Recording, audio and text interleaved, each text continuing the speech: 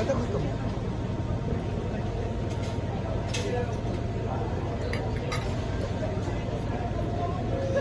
Gusto mo vitamins, binigyan ka. Hello. Bye.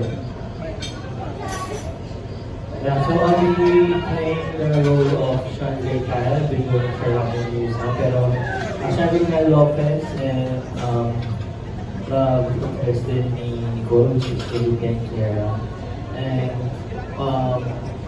brother din ni Haya, so basically yun na naman. And after their book, kami na naman ni Nicole, so final and last book.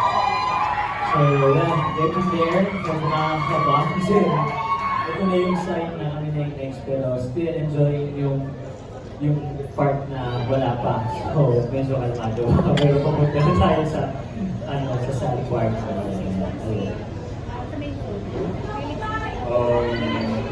My role is going to be Alex J. Martinez, and as everybody knows, in the present is a student, not of this group, not of their group, pero galing Ateneo naman.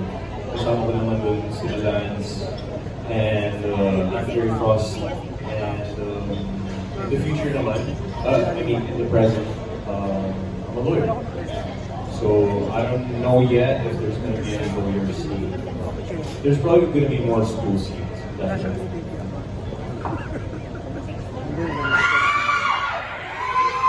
Hello, good afternoon po. Ako po dito si Sebastian Vincent Camero, best friend po ni Arkin and then group po ng Vanera High. So we're gonna start sa book na ito kung paano po kami nag-meet ng high school. And then in the latter part, gonna be love interest of me and then gonna be an engineer. Hi everyone. My character name here is Clyde J. Ramirez.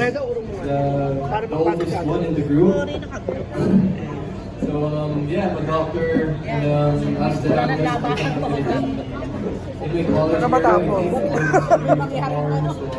also the love interest of Samantha Vera in this book.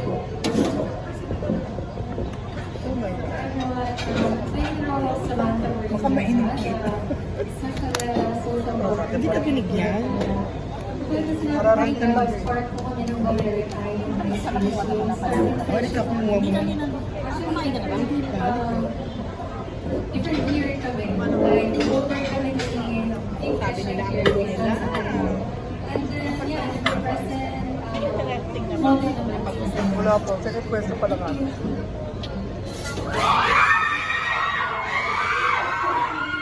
Hey guys! So, I played the role of Rodriguez Ledesma. In this series, I guess you will see her. She's like, I believe, freshly entering, high school. She's gonna be super young, but in the future, when she goes to college, she becomes a cheerleader and also becomes CEO of her family. I'm the little sister of Sean.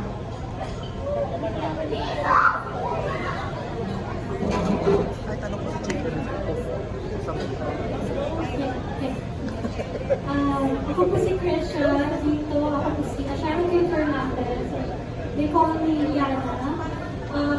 Sa college days nila, kilala siya as the feisty one, the wild one.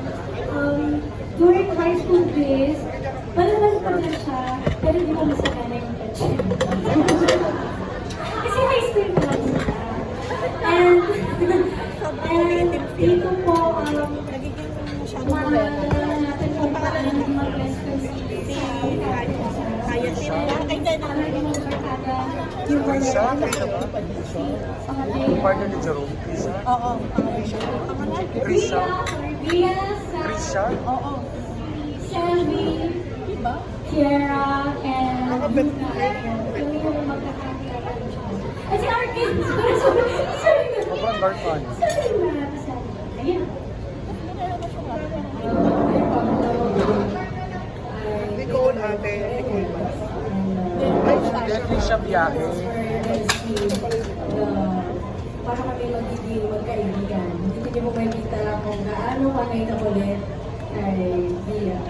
pamilituran together. So it is a very exciting and fresh, ano ba, energetic energy na makikita niya sa season na ito. And,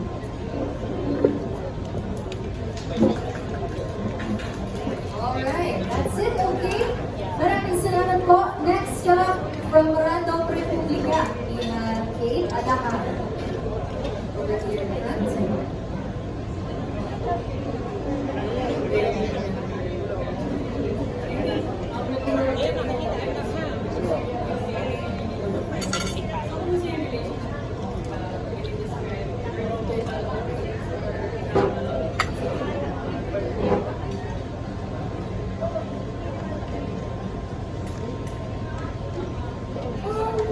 We're friends po. And, lalo na dito sa series, we got to know each other more. And I think we still are. We still are getting to know each other more. And, pero like, dito sa series na talagang we became closer po. And,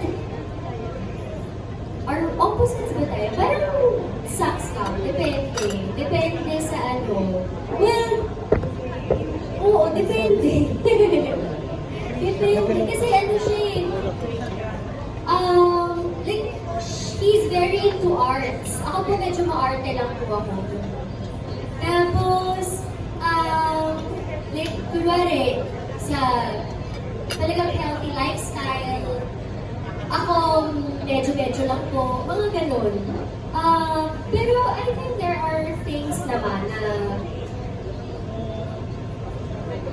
nagkakasunduan. Ayun. May mga differences po kami. Kaya tinatry namin i-influence isa't isa sa mga positive. Like, minsan sinasabihin, like parang iba yung encourage kita sa mga healthy things na dapat gawin. Tapos, lagi niya akong pinapakain ng pagkain sa set. So, lagi siya may pinapating na pagkain sa amin ko. Okay naman po kami. We're friends. Sabi niya nga, we're friends. So, ayun po, okay lang po kami sa working relationship namin. Magaan lang, and I think now, kasi before medyo may awkwardness, kasi wala po kaming chance kasi wala kaming scene together sa other books. Wala din kaming masyadong chance din na to know more about each other. Ngayon po medyo kilala na namin sa isa sa mga bagay-bagay. Thank you so much. Okay. Next up from Manila Times, we have Tessa Mauricio Ariola.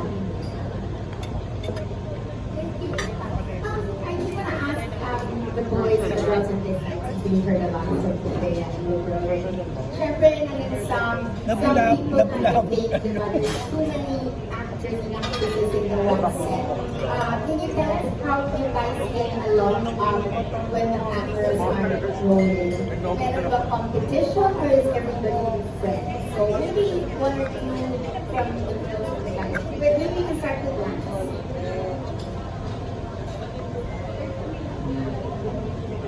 Actually, there's no competition at all. We're very excited for Wilbert and Bea because it's their book, and of course, Jairus and Nicole on book 6. And then each book, ako, kung kakapasok ko lang ng AOP, sobrang naramdaman ko yung support ng bawat isa. And I'm really grateful that all of us have a supportive system, a good working relationship with each other as each book passes by. And for off-cam bonding, me and the boys, we go to the gym. And minsan may mga eat-outs with the cast. Just to sum it all up, I'm just really grateful for all the support system that the 12 of us have right now. That's it. Anybody else from the boys? I just want to say I'm super grateful and blessed to get friends in this family because we're really proud of, kung sino man may book, sobrang proud kami na sila yung gathering up and we want to support them as much as successful as they will be, and we don't want any competitions because at the end of the day, we're all family here, and the way we bonded off cam, me and the boys always play basketball in gym. Sometimes with the girls, we eat. I think one time, nagpahanpan sila sa bahay niya, bonding namin, or sometimes we go out. And yeah, at the same time, we just want everyone to be successful, and we're really proud of who they are.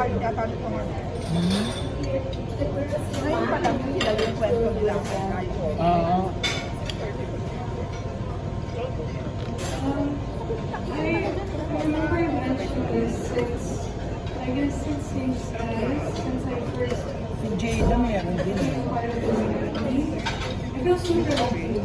My first big project go on. I'm part of a cast that's so genuine.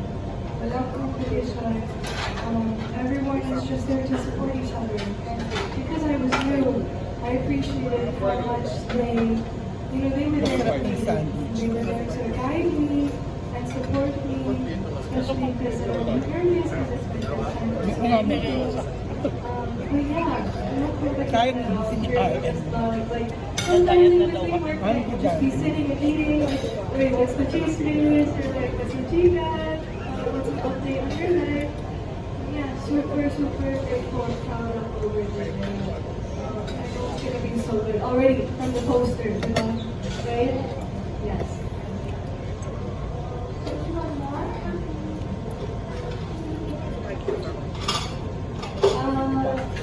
Since the first book ko, so I guess we really learned to get along. It was really easy. I can never forget the Boracay trip. That's where we all really bonded. I mean, the first book, the first cast. And then as the books, kept going, palaki na yung pamilya natin. And you're lucky enough na napakabait yung mga kasama namin. And kasi yung mga nakatrabaho ko na ito. So, kumbaga yung mga bago ko yung mga nagagawa, napakabait ko na. And yeah, everyone's just really supportive in and out of any show, not just here. Just so much love in this cast. And yan, walang plastikan. Ewan ko lang, meron.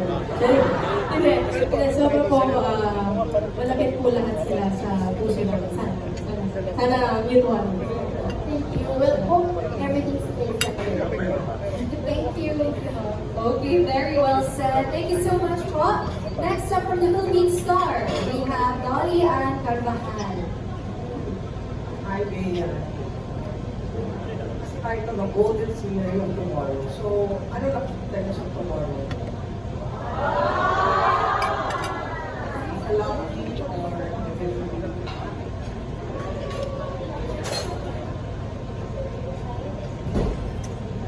Hi, Tita. Good afternoon po. So, tomorrow po, bukas may taping po kami bukas. Ay, malaki.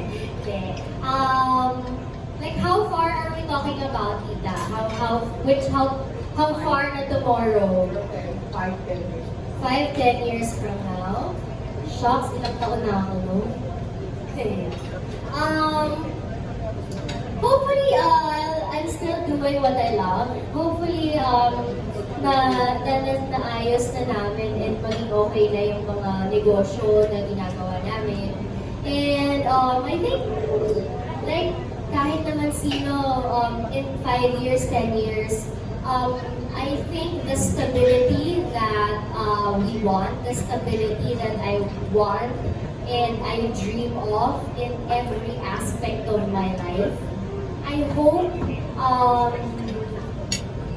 kung hindi ko man ma-achieve pa yun, I hope I'm close to that. Ganun po. Yun po. Thank you po. Willing natin? 5 years from now, Ikaw kasi Bea sa tomorrow mo sa Facebook. well, I hope po na after continuing tomorrow, so that siya din yung mga trabaho ko, yung baby ko siya, kung ano man trabaho ko. Kasi,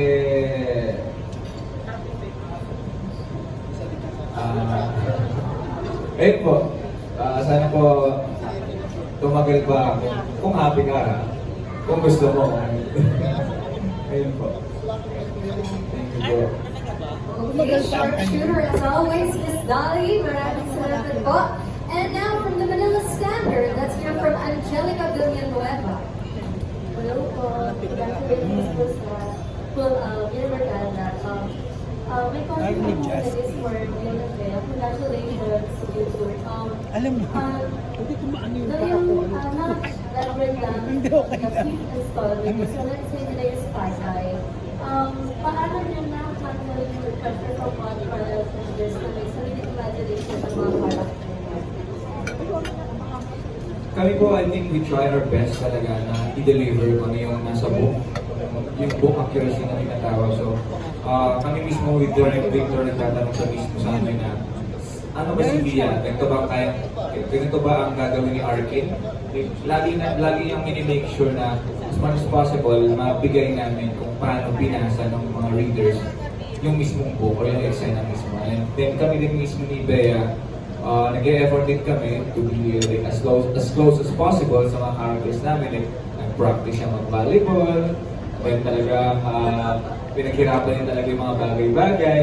Then nag-aral ako lalo ng guitar, I improve my music, gano'n. And ayun po, parang talagang ginagawa namin yung best namin.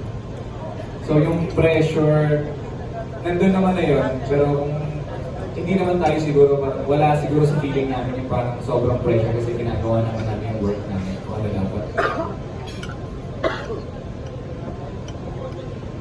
Siguro po kasi, sa amin. Nung una pa lang, simula ng cast reveal pa lang ng University Series, nagpapasalamat po ako kasi puso akong minahal ng supporters. And I think si Wilbert din naman, living Arkin niya, di ba? Pero syempre, mas lumalaki yung pressure eh. Kasi syempre, okay, in-approve ka nila, pero ina-expect nila na you deliver. Kasi hindi naman pwedeng, okay, i-approve ka nila, pero kahit anong gawin mo, tatanggapin ka nila. Hindi naman pwedeng gawin yun eh. Siguro, mas malaki yung pressure just because it's not like, let us prove you wrong. It's not like that eh. It's, okay, we just wanted to keep on getting better. And kumbaga, yes, in-approve namin kayo, but it doesn't stop there because gusto namin na kapag nag-start yung series, kapag napanood yung bawat episode, i-approve at i-approve pa rin nila. So I think the pressure comes from there po. Pero, syempre, ano rin yung motivation din yun sa amin that we always wanna do well, we always wanna deliver good stuff. Kasi, inantay nila to eh. So I hope that it's worth the wait. Fortunate naman na because naman sa mga friends, diba? Last question, if you were to do an birthday Rian and Margaret's character, pipiliin niyo ba ang career over love? Siguro po, personally, ito ang sinasabi nila, madaming mga similarities with Arkin, like singer, songwriter, gano'n. Pero siguro doon po kami magkakaiba. Doon kami mag-iiba sa bagay rin. Kasi I think sa mindset ko po ngayon, talagang pipili ko ang career over love.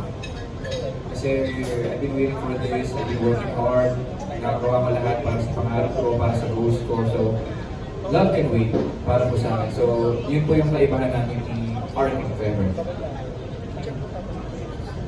Pero sa akin po, bakit mo kailangan mamili? Kung pwede naman naman. I mean, sa akin po Sa akin to. Like kasi, di ba, if it's love, it should support you. Kung ang pagmamahal, kailangan yung sinusuportahan ka, yung talagang kasama mo for that, kahit saan ka magpunta, nasa likod mo para supportahan ka, para i-boost ka, para ano ka, kumbaga, to lift you up and to support you and para kayong dalawa, hand in hand kayo sa pag-step nyo, sa mga pangarap nyo. Parang ganun. Ayun po. Thank you po. Thank you. Congratulations sa inyo. Thank you po. Thank you. Balancing nga. Why not na naman, Bea. Okay, next up, pakinggan natin from TikTok, People's Journal at Filipino Star ngayon. We have Aster Amoyo. Finally. Ang hirap magtanong, di ba, pag nasa kulita. But anyway, Aubrey, nice to see you again. Finally, nakita ko rin si Vance. Last, kumusta kayo ni Aubrey? Lalo na nung magpo-promote sila ni Damon Lee ng song nila. Kay Lance muna. Hello.